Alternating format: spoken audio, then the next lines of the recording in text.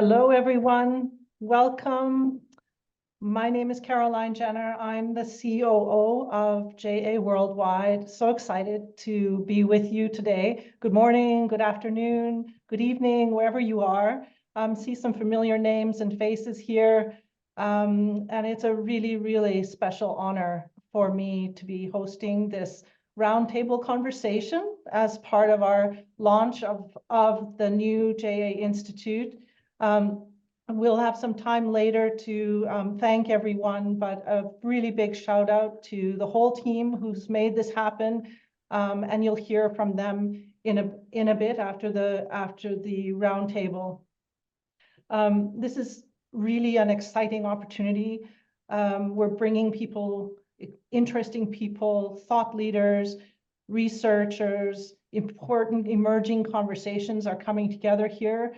Our audience today comes from the research institutes, think tanks, as well as thought leaders from industry, technology, entrepreneurship, economic development, education. And I think JA Worldwide, like so many youth-serving NGOs, is in a privileged position to be working in between that space, between business, between education, between policymakers, and helping bring those conversations closer together. I've been with the organization many years. I've seen a lot of excellent research and innovation efforts taking place in many countries and in partnership with some of the best research agencies and universities in the world. But how can we go even further with this? How can we partner better across all these different ecosystems, especially with education being so diverse and so unique in so many ways? And how can we elevate or best elevate what has been learned? How can we scale innovations wherever possible? And how can we advocate more effectively for the needs of young people? We would like the JA Institute to be a place where ideas meet impact. For example, in the space of AI in education, is going to be an important theme for the Institute. About this time last year, we published an article in EdTech Digest about teaching students to embrace AI responsibly. I think a couple of our co-authors are on the line here. Bhakti Vitalani from Big Spring, Gus Schmedlin from Text Help, Laura Turkington from EY.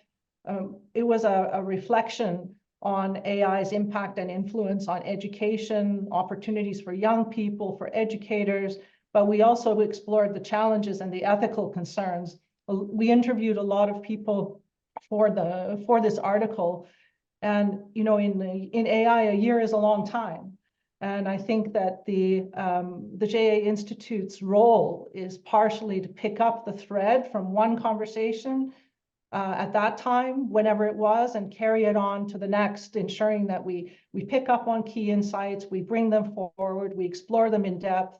Could be research, it could be a conversation, it could be a roundtable like this, but that's just an example of a space that we think is terribly important for the JA Institute. And as you'll see on the next slide, we have some fantastic people who are on our Research Advisory Council. And I'll just walk through because we're privileged to have a few of them here who will be on the roundtable. But Dr. Etche Kamar, who is with Microsoft Research, she works on the very frontier of AI with agents, small language models, safety, and she's in charge of responsible AI there. And then we have Fernando Valenzuela. He's a global thought leader in education technology. We've talked to him a lot about AI as well. He's bringing educators all over the world together in conversation about this space. We joke that he's traveling every week for conferences. We have Dr. Roy Saurabh, who's with UNESCO. He's a data scientist, working in the very important space of digital policies there, as well as AI competency frameworks. Good to have you with us, Roy. And Dr. Omar Arias, who's a Deputy Chief Economist at the World Bank, East Asia and Pacific, deeply interested and focused in education policy and labor market dynamics. We have Matt Siegelman, who's the president of the Burning Glass Institute at the frontier of labor market analytics. They've done a lot of work in the opportunity indices for Britain and America, and also doing a lot of explorative research on education and learning for longer lives. And Dr. David Johnson, he's a reader of comparative and international education at the University of Oxford, focused on education in the global South, teacher performance as well. And Dr. Rebecca Winthrop, member of our global board of directors, and she is a senior fellow and director of Center for Universal Education at the Brookings Institution, and recently co-authored a bestseller called The Disengaged Teen, highlighting 4 modes of learning: achievers, passenger, resistor, and explorer. So we're very fortunate to have Rebecca, Matt, David, and Omar with us for this roundtable. And we've chosen to focus on research and innovation in nonprofit growth. And hopefully you'll all enjoy the conversation. These are people who are coming at this topic from some fascinating perspectives. So let us get right into it. Can I start with you, Rebecca? You've been involved with JA as a board member for a number of years. You've been a huge advocate for research, more research, different research at JA. Can you tell us more about why nonprofits like us should invest in research? Do we need to be thinking differently about it? Sure. Thank you, Caroline. And this is very exciting. I'm very happy to support the Institute because it is something in my capacity as a board member that I've been urging JA to do more of in whatever format. And I think the reason I've been urging it is because JA has such a wealth of expertise buried deep within their programs globally around the world. JA has an incredible footprint, has an incredible history, and I want to give a shout out to Ashish, who has been lifting the profile of the organization and the network and really trying to bring people together for some years. And one of the things that I think the nonprofit sector is not as good at is harnessing the learnings to basically pay it forward to other programs, but also pay it forward to the field. I've found that when nonprofits, and I've really only worked in civil society in the nonprofit sector, when we invest in sort of robust research that can be action research. There's many ways to have rigorous research, many methodologies, as long as you're fitting your methodology to the question you want to answer. And it can really help both the organization because it elevates their profile. So there's a self-interested component. But then they become a thought leader because they're not just scooping up data to share out publicly around how great they are, which is important. And people have to do that because of fundraising largely. And profile, which is around, fundraising and making sure you can continue to do your good work. But they're also sort of being a generous colleague or partner organization in a field, in an ecosystem, by sharing sort of what works and what doesn't work, and in what contexts. And that can really benefit many. That can have a huge ripple effect across not just our own organizations. And I think, that is already done internally, program to program. But the idea of being able to harness learnings across key themes that other groups are struggling with, that other governments are struggling with, on key sort of burning issues that JA is addressing around youth employment, well-being, in an age of AI, in an age of marginalization, in an age of fake news, in an age, when education systems need to change drastically. All of these questions many people are grappling with. So I think it's a really great move, and will benefit JA, but will benefit JA because we're benefiting the field. really like how you said that, Rebecca, because of this, this idea of being a generous colleague. That's a nice way of putting it, but also this idea of being able to leverage the role of a convener and bringing so many disparate partners together, and sharing the learning in a way that may resonate with others differently than it might resonate with us internally, as you said, but take it into a space where it can pay it forward. Matt, turning to you, you've transitioned out of the private sector where you built a really advanced company in labor market economics and analytics, and now you're with Burning Glass Institute. And this whole, I think, how do you pay that forward? There must be recent insights from Burning Glass Institute's work that would really resonate with what we've just been talking about, in terms of how can work within the JA Institute really bring this to the fore to make it valuable for the ecosystem. Can you share some of the insights that might be valuable in this space? I'd be glad to. And first, just wanted to build on some of what Rebecca just shared about the importance to the nonprofit space of having a real empirical insight base to draw from. I'd say we tend to be very focused in the world of nonprofit work, in the world of impact, on having direct service impact and on touching people's lives in the way that that JA does every day all around the world. And as a result, it becomes really important both to be able to observe what works and to see not just what works immediately, but what works over time. And it becomes very important as well to be able to shape the discourse that enables these programs to truly be successful. First, I just want to start by applauding Jay on this investment. I think it's exactly what's needed to advance this work. I'll give you an example to your question, Caroline, of why these kinds of insights are so important.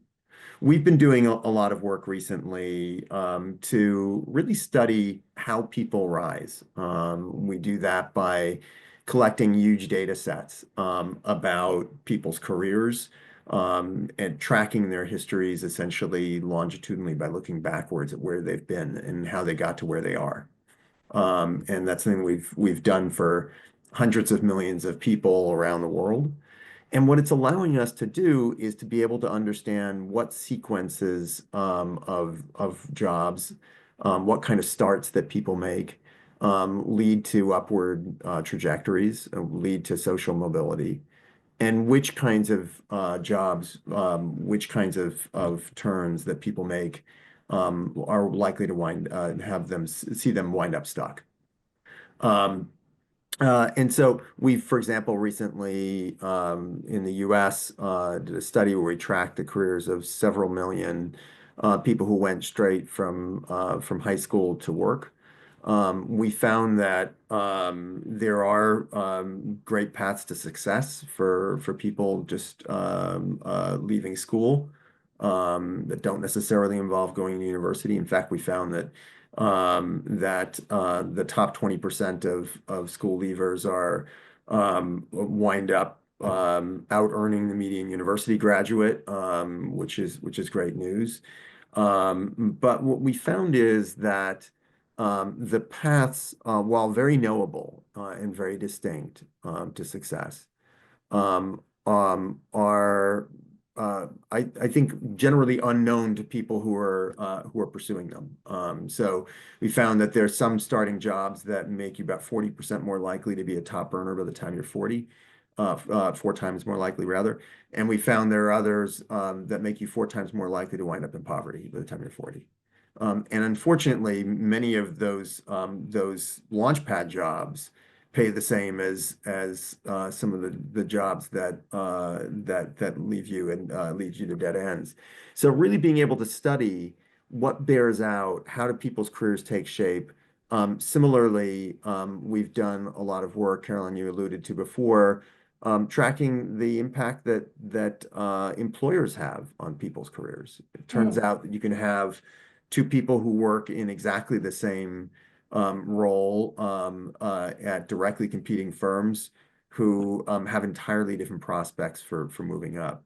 And so these kinds of insights, I think, become very important, not only for shaping discourse about economic mobility, but for being able to provide tactical insight to people working with youth in helping them make better informed decisions about how to shape long and successful careers.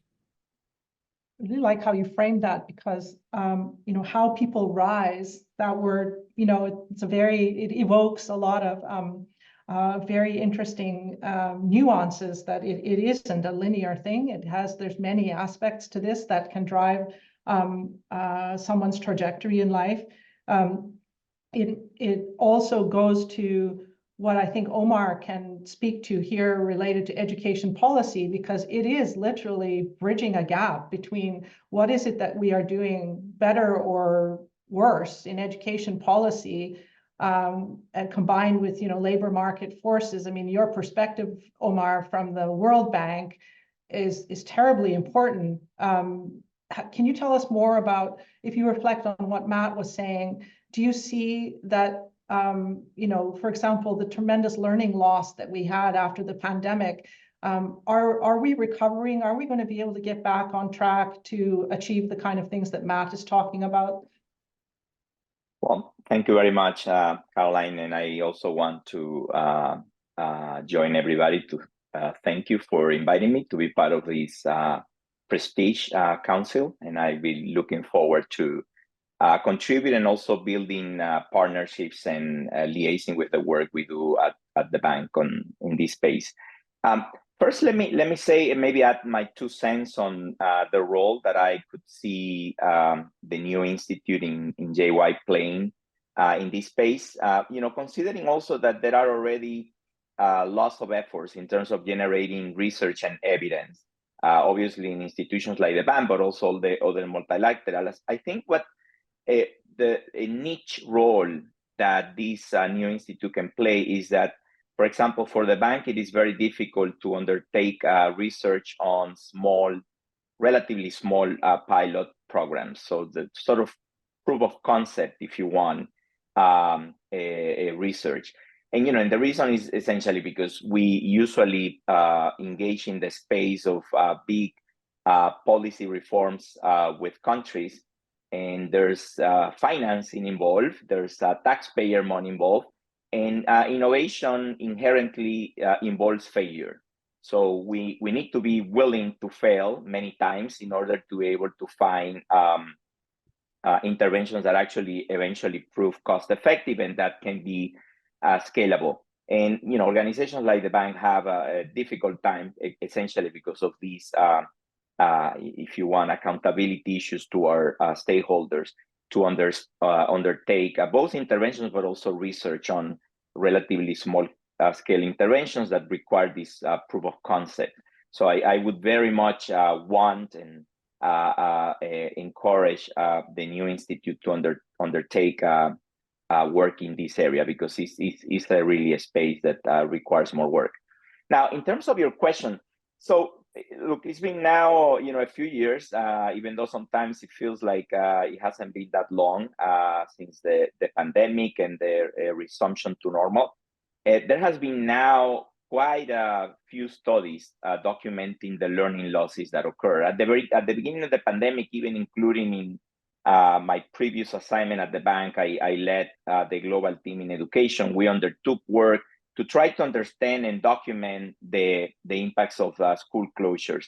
At the time, it was very speculative. Now, I think the research is pretty solid, and it points to significant learning losses. And the estimates vary depending on context, but you know, anything from a quarter to half of a school year. But it depends a lot on how long the school closures went. There are, you know, for example, countries in Latin America that had very long school closures. They have documented learning losses that up to a year or even more in many cases. The impacts have been heterogeneous. So the students from lower socioeconomic background, disadvantaged students, those in lower grades, in some cases girls, but not always, that also varies across countries, have experienced larger learning losses, and losses also have been, say, larger for some subjects like math compared to, say, reading. It all points to a couple of things. First, the remote learning efforts that were undertaken were not very successful. And, again, in part that's understandable because countries were not prepared. And that has been one of the key lessons, that the need for more resilient system. And in this area, of course, digital technologies have a crucial role to play, and the new advancements in tutoring with AI. But then second, unfortunately, these learning losses have long-term scarring effects.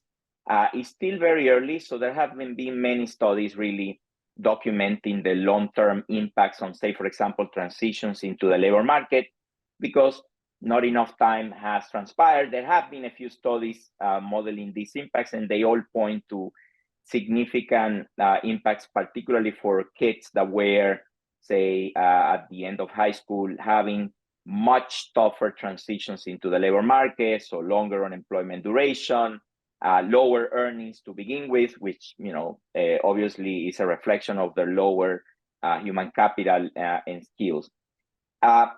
Essentially, we're going to have to live with these losses for quite a long time, I'm afraid.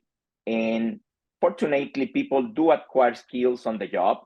And there are always possibilities of remedying the losses that occur at earlier grades. This obviously varies a lot in terms of the capacities of countries to do that. Unfortunately, we have seen that in many countries, kids went back to school and things were business as usual.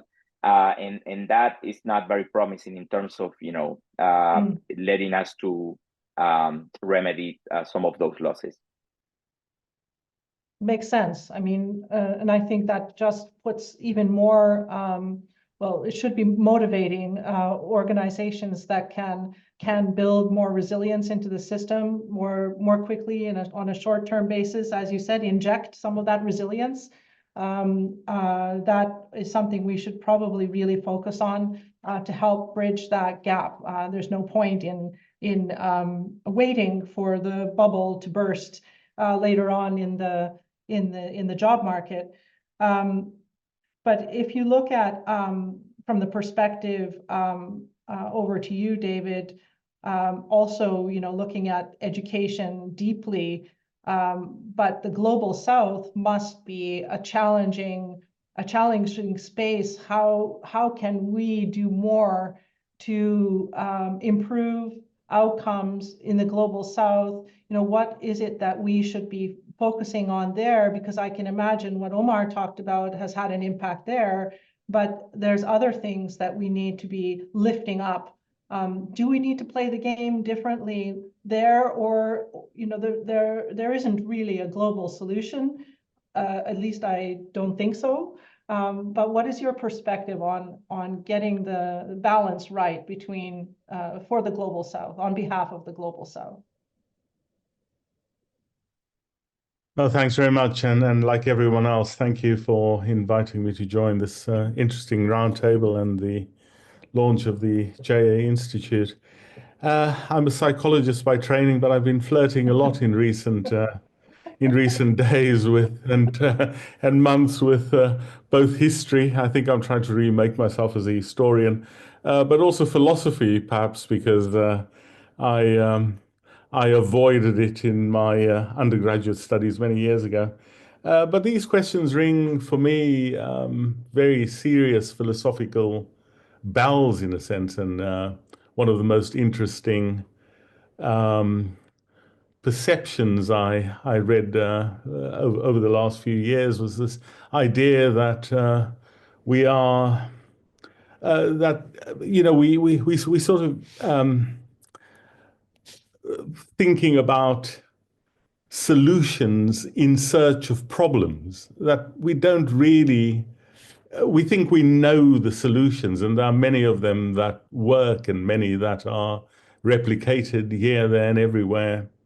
Whether they AI or whether they more practical things, or whether it's putting more money or investments or encouraging incentives or motivations. But I don't really think we speak a shared language when we think about the problems of education. And I'd like to think that we have what we recognize as presenting problems in education. And of course, who isn't aware that in the depths of educational outcomes in the United States of America, not quite a country in the global south, but many saying heading that way, the problems of reading outcomes or writing outcomes for children. So we can put our finger on what we think are common presenting problems, the features of educational systems in the throes of going wrong, in the depths of being wrong. But there are also real problems, and these real problems have much more of a philosophical definition. So, you know, for where I am in Shanghai in China for a few days right now, you know, the question here might be, what does it mean to be an educated person?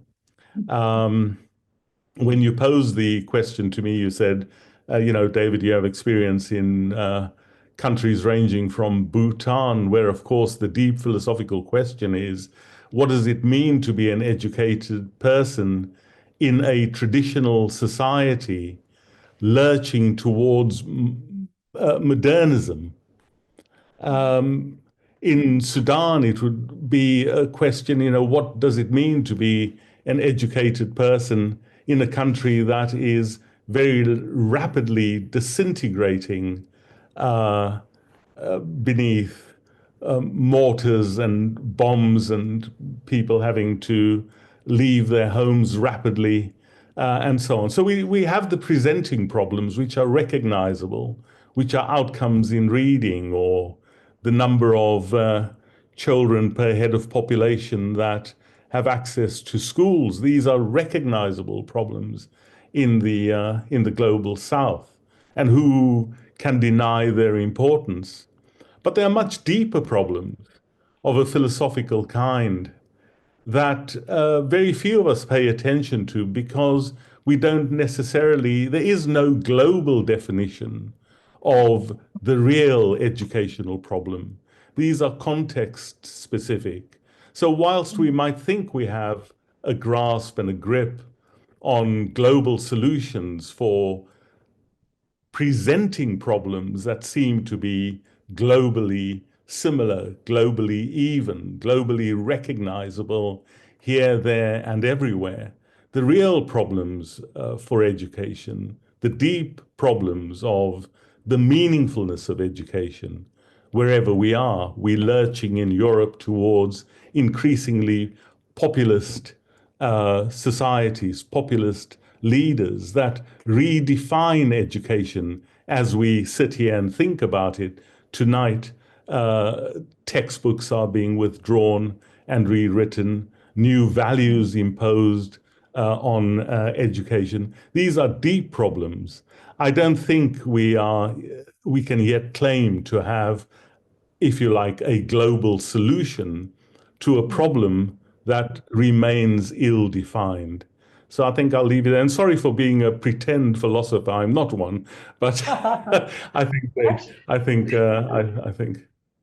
It's a very good place to sort of transition to the activity of the institute, because I think what all of you have shared here, that there's a positioning for us here to be a convener, to be that generous colleague that Rebecca talked about, to really explore more definitively what it means to help people rise, and how we can really be part of that pathway and nudge and prove, let's say, how that can go.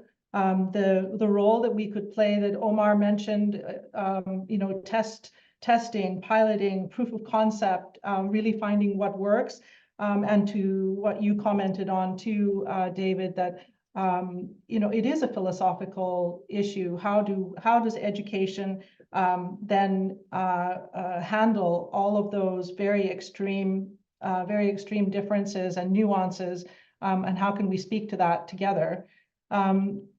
So maybe if we leave it there, I hope that people can put some of their reflections in the chat, because I feel like this was not enough time for a full, deep conversation on all of these very important topics. But I'd like to hand over to our President and CEO, Ashish Advani, to move us into a little bit more of the activity of the Institute. Over to you, Ashish. I will say, after listening to all these comments, I am eager to learn more. I feel this is truly just the beginning. I was really inspired by Rebecca's comment, actually. Rebecca's been, I would say, one of the intellectual leaders on the board to ensure that our work creates much more impact and much more measurable impact. And the J Institute is one of the key initiatives on that journey. I think when you mentioned how to be a generous partner, Rebecca, it really helped me articulate the connection between the work we've been doing to elevate our brand, where we tried to be a generous brand, but now we've got to really become a generous partner. And one of the things that excites me about the J Institute, and I want to really thank Caroline Jenner for her leadership here, is we've started to recognize that we have some untapped assets in this organization. Of course, we have great people and great institutional knowledge, specifically on how we've been able to track and measure impact and data, capture some of the knowledge, but of course, like all institutions, particularly ones as global and decentralized as we are, recording that knowledge, capturing it and sharing it, we can do better. So I think one of the great opportunities of this institute is to take this untapped asset of great people, great knowledge, and just be better at sharing it. I think another untapped asset is we have incredible resources in this organization. We've raised and deployed over $1 billion across the JA network over the last 3 years. I think the numbers are even greater than that now. And very little of that, I would say, has been given to us by our funders specifically for a research agenda.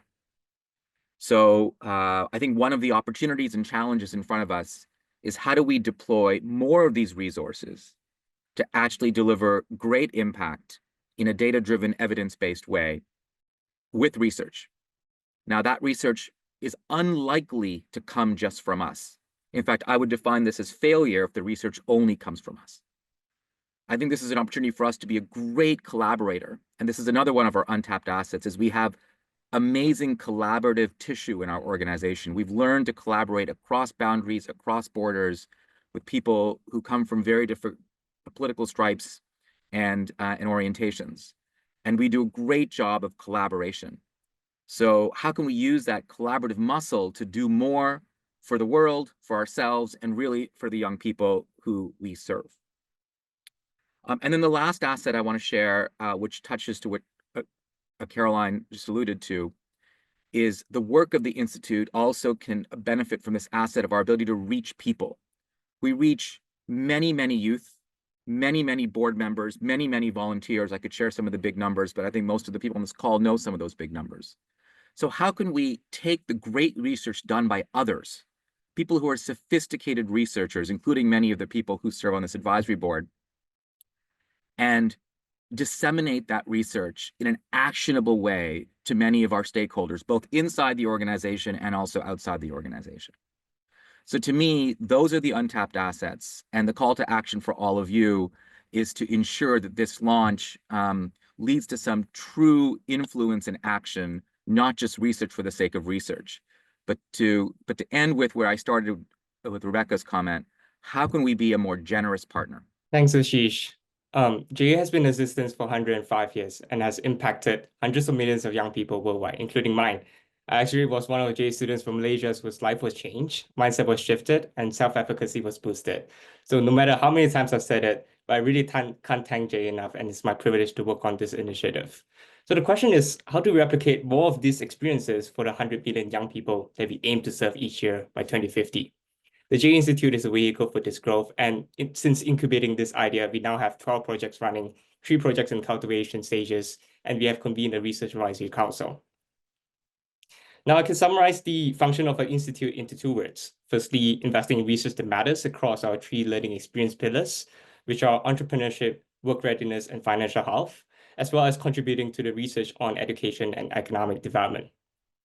But what's distinct about the institute is also that we are also building technologies for social good and translating ideas into impact. Let me put it more concretely into our framework. The J Institute has 3 priorities. Firstly, the Center for Research and JA Labs will convene stakeholders externally and internally to drive research globally and nurture innovation. This will help the sector by offering insights and evidence while accelerating technology adoption.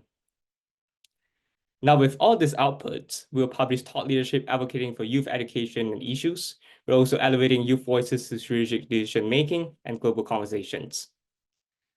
Lastly, amidst disruption, we're investing in evidence-based, data-informed decision-making to promote organizational resilience and performance. This is a new terrain that we are navigating. So as part of this effort, we have convened a research advisory council with advisors and JA champions. Our council will consist of 8 thought leaders who are educationalists, economists, and technologists. We're grateful for these 7 members who will contribute to the direction of the J Institute. You heard from Caroline earlier about their exceptional profiles, but I think it's important to highlight how every single one of them said yes immediately when we reached out to them. And we all know how busy they are, but yet they are so generous with their time and expertise. So thank you. With that, I'm going to pass it over to my colleagues to put the 3 priorities into context by sharing what we have been doing for and the ambitions for 2025. Speaking to the first priority, we have Emmeline and Christian, with Roy as a discussant. Thank you so much, Howard, and thank you everybody for sharing such insightful and impactful pieces, which aligns perfectly with a really exciting announcement we have under the JA Institute, our work on the JA Global Impact and Insights Report. And so this is coming very soon, and it is a collection of 80+ research insights and reports from across 340 JA offices in 118 countries. And this will be a part of the biannual publication. And through this work, some key themes were identified from world-changing entrepreneurs, the future of work, digital intelligence, and so much more.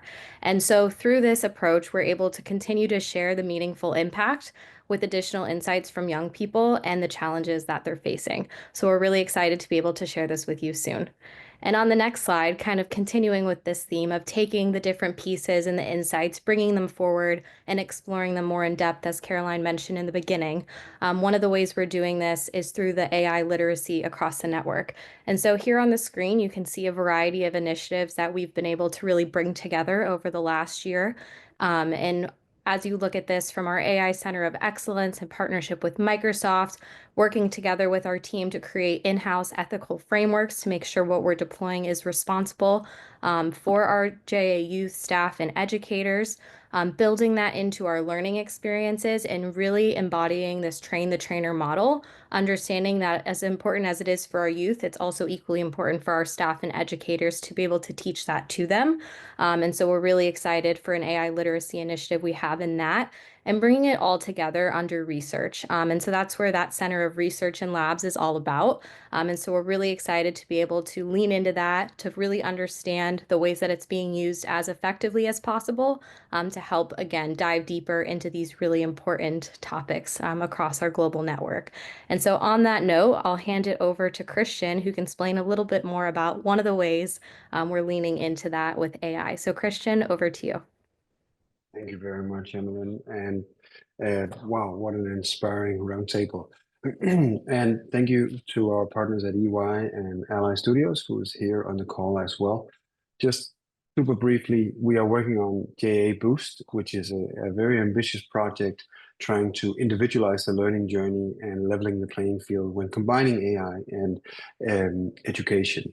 We have these 3 use cases that we are now bringing to life with the help of Ally Studios, as mentioned, an AI companion that can bring the curriculums, programs, and guidance more to a dynamic model where students can engage with it so they have the learning environments available with snippets or nuggets when they need it. See it as a custom model that works and knows and understands everything of the JA universe available for the students. The pitch master, as we come into the company program, when they will be pitching their company ideas and participating in these pitch competitions, we can use the pitch master to train and also bring in thought leadership around pitching competences. And the business plan helper is an enabler to help you better do market research and write your business plan and get a hold of the financials. And I can also say I owe my career to JA. I'm a JA alum myself, and I've been a serial entrepreneur for 20 years. So it's an absolute honor to work on JA Boost.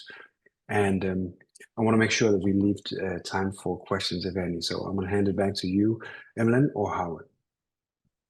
Thanks, Emlyn and Howard. I'll pass it over to Roy as a member of Research Advisory Council. How should we be thinking about equipping young people with AI competency, and what are the challenges ahead when we are deploying this? Well, thank you. Really excited to be here, and congratulations on the launch. Coming hot off the AI Action Summit, in fact, UNESCO is co-hosting a few of the Site Summit sessions also, and one of them is AI Competency Framework launch in French. And as you may or may not know, there are two AI competency frameworks, one for teachers as well as one for students, which were launched last year during UNESCO Digital Learning Week.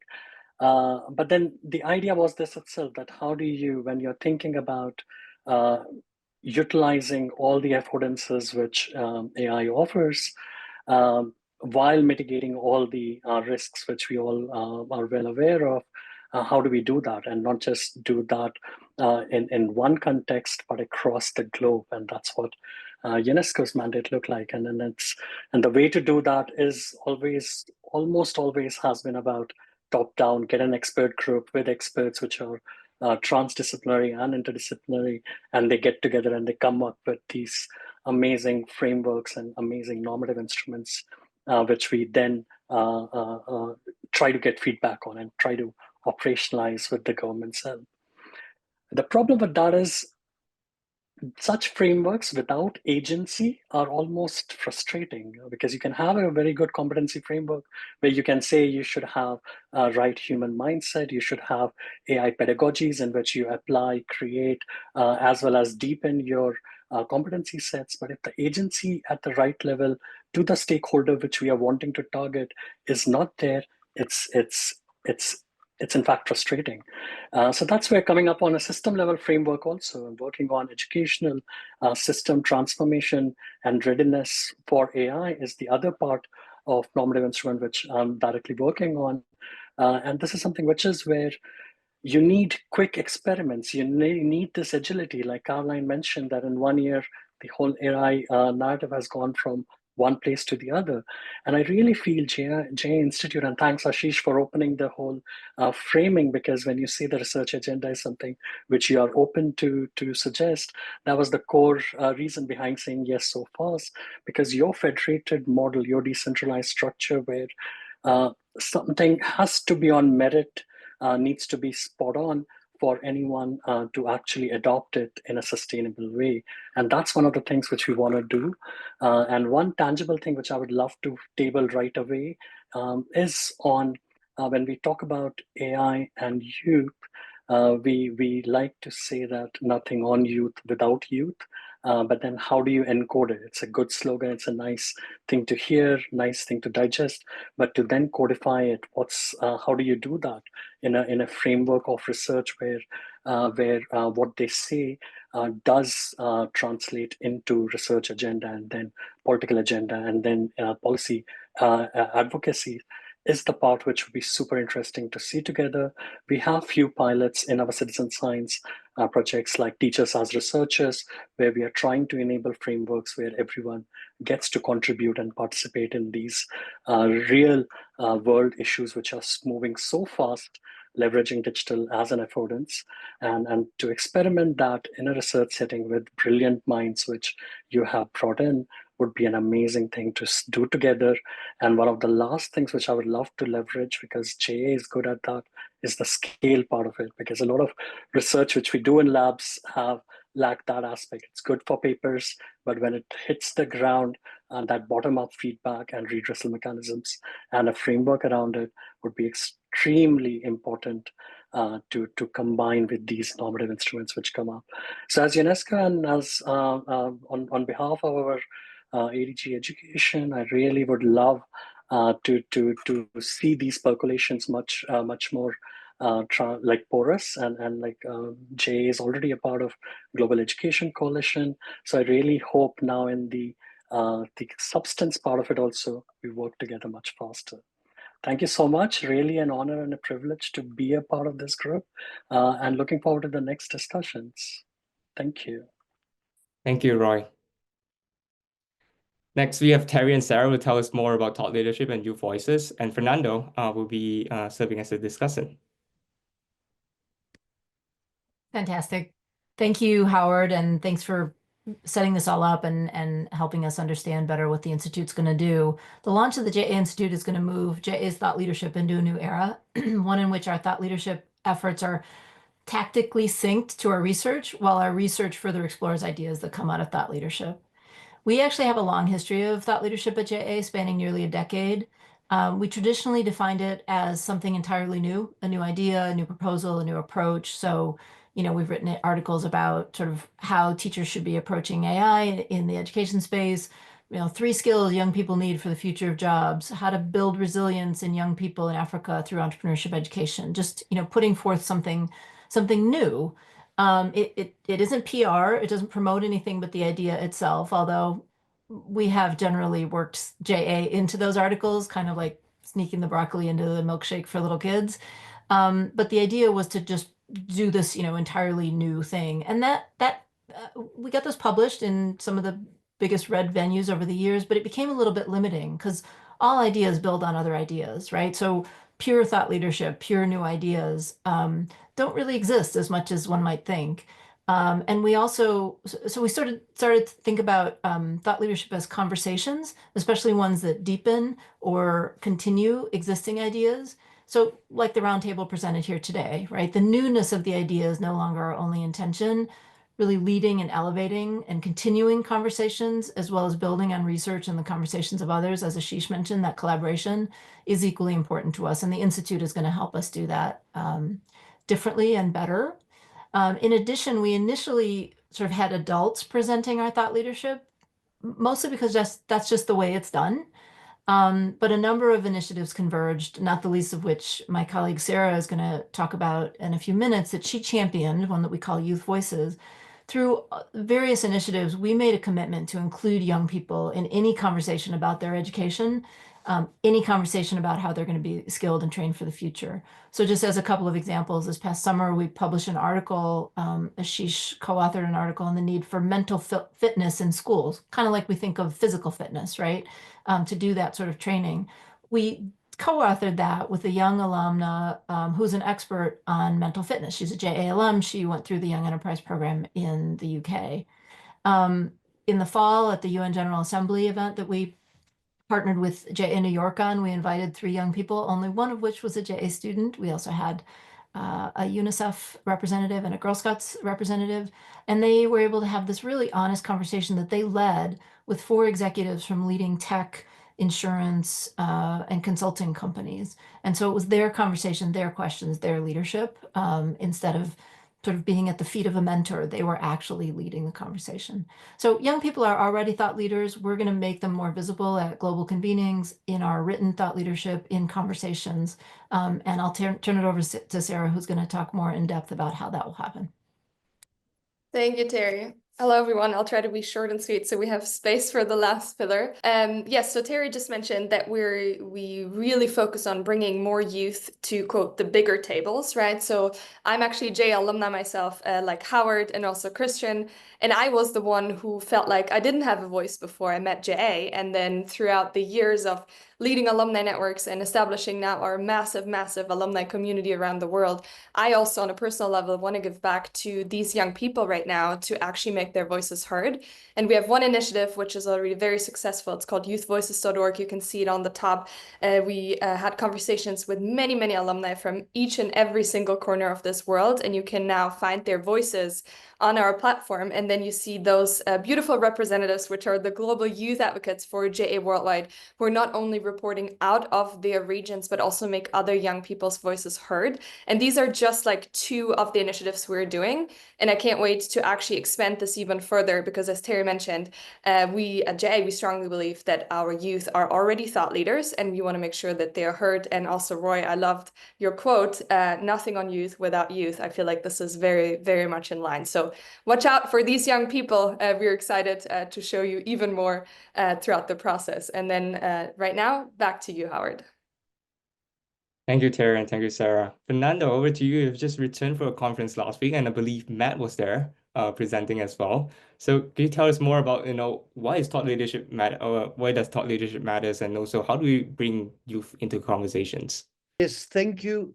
Thank you so much. I'm really, really proud to be part of this group. I think today we are living an unprecedented time, and I think youth is going to be able to deliver more value than ever before. We are facing instances where having experience may not be an asset anymore, may even be a liability in some areas. So enabling youth, focusing on youth, and making sure that they are able to deliver value, I think has a unique opportunity today. And in terms of research, I think we are in a privileged position now to be the partner and the knowledge sharing instance where technology companies, entrepreneurs, even entertainment companies, the companies that today are speaking to youth without actually having their voices in it. So my concern is that today we are able to tap our research and to influence how new technologies are going to be built, how the field and the global south and the youth perspective needs to be deliver for this agency that you mentioned. So I think this is where our voices need to really impact gaming, impact entertainment, impact labor, impact technology. And this is where I see that the research and the thought leadership now have to break the boundaries of staying in nonprofits or staying in education, and also bring more of open innovation into the place. So those are kind of the things that get me excited, because as I said in the beginning of my relationship with Junior Achievement, I think there's only a handful of organizations that have the scale, the perspective, and the commitment to achieve something like this. So I feel privileged. I think we need to take this very, very seriously and expand our voices, the voices of youth, but really to influence how others understand their own impact. Thank you, Fernando. Lastly, we have Noel and Adnan, who will be speaking to organizational performance. Hi, hello, everybody. This is great to be here. Is so so happy that this launch is happening today. We were waiting for a long time for this institute to be part of our family, of the JA worldwide family. So moving on to performance, I would like to just make some reflections together with you. As you know, we are in this journey towards 100 million youth globally, to impact 100 million youth. And it's not only about reach, it's also about creating transformation in all of these young people around the world. And when we are talking about reach and impact, we came with this framework that I think it's very simple, but also very powerful, the Inspire, Prepare, and Succeed framework that is helping us to envision how we want to grow, not only how many, but also in what depth of transformation. So Inspire experiences, as you know, capture students' attention, spark interest, prepare experiences, build skills, attitudes, succeed experiences, aim at transforming education in terms of bridge towards jobs, towards entrepreneurship, towards higher education. But the way we build this mix, the way we build the Inspire, Prepare, Succeed mix, I think in the next slide we can see some graphics, can change a lot, because each of the Inspire, Prepare, and Succeed experiences have different values or present different advantages or present different challenges. So Inspire is very good at accessing millions of students with quite low cost, has a great power to build brand awareness. Prepare enable us to measure changes in mindset, acquisition of skills. Succeed is the way to build great success stories in terms of students that transform into entrepreneurs, into creators of opportunities. But each of one has a different mix in terms of outputs, outcomes, and costs. And this is something that we also need to understand and analyze with the help of the JA Institute. The mix that we create and how we want to grow, how we want this 100 million learning experiences to look like, will also affect our investment decisions. So it's not only about how effective we are in terms of outcomes, but also how efficient we are in optimizing our investment. So I think that in the next slide, we have to think, what is the optimal combination?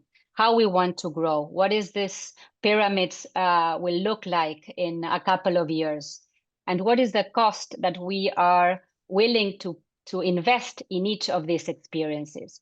So this is one of the projects that I'm very happy that hard, deep, and more math look like project that the Institute is also moving into. And it will bring us not only more operational advantages in terms of optimizing our investment, but also strategic advantages in terms of planning our growth strategy in a way that can both ensure reach, ensure scale, but also ensure transformation at the same time. So thank you very much, and very much willing to see how this will help us to move forward. Thank you, Noel. And lastly, Adnan, speaking to organizational performance and the impact intelligence framework that we have. Thank you, Howard. Hello, everyone. My name is Adnan Bukhari, and I'm the Chief Financial Officer at JA Worldwide. You can just imagine that I share the enthusiasm that Noel just expressed of having the JA Institute focus also on organizational performance. I say that where knowledge is power, impact intelligence is a superpower, because it mines, like Ashish said, untapped assets. And it facilitates upward mobility and avoid getting stuck. Matt, I really liked that framing.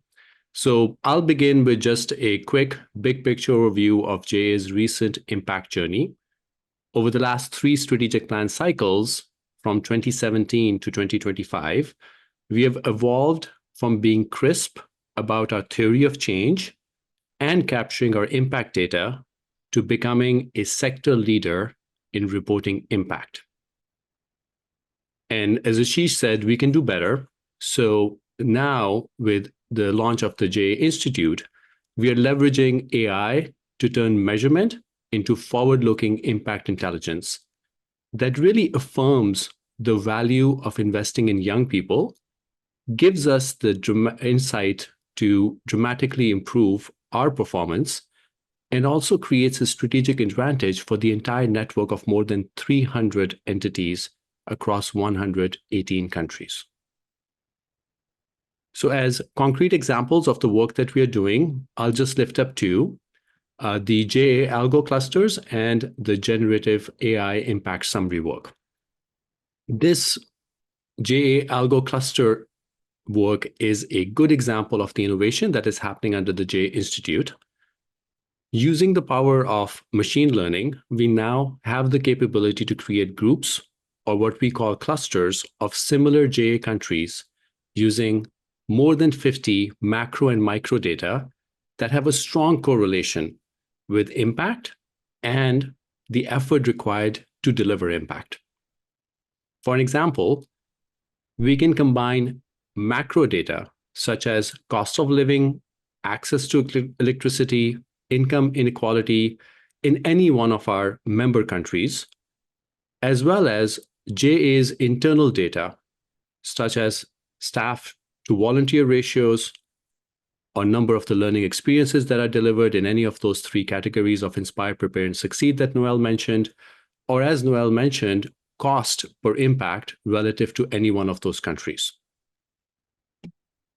Our members can use these algo clusters to design their own journey towards greater impact effectiveness and resilience, and they can compare and collaborate with other members in the network across 50 plus new dimensions, which helps them adapt and innovate to shifts in our ecosystem. In addition to this being very useful for our member organizations, this is a capability that can be also used at the regional and the global level to maximize the impact of the initiatives that are led by the regions, that are led at the global level, which make the network's growth sustainable and enables future growth. The second example is introducing a new resource that automates impact reporting using generative AI. We now have the capability for our network members to research large volumes of data and quickly generate insights for both internal and external stakeholders.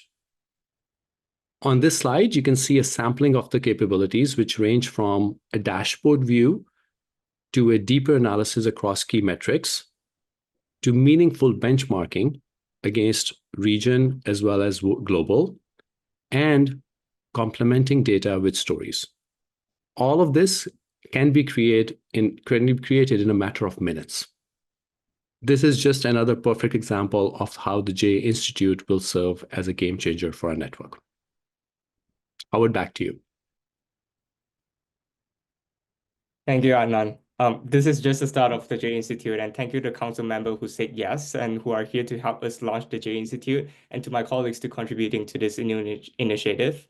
In terms of what's next, we will make an announcement on social media through the press today about the J Institute. And thank you very much for your time for joining us on this journey.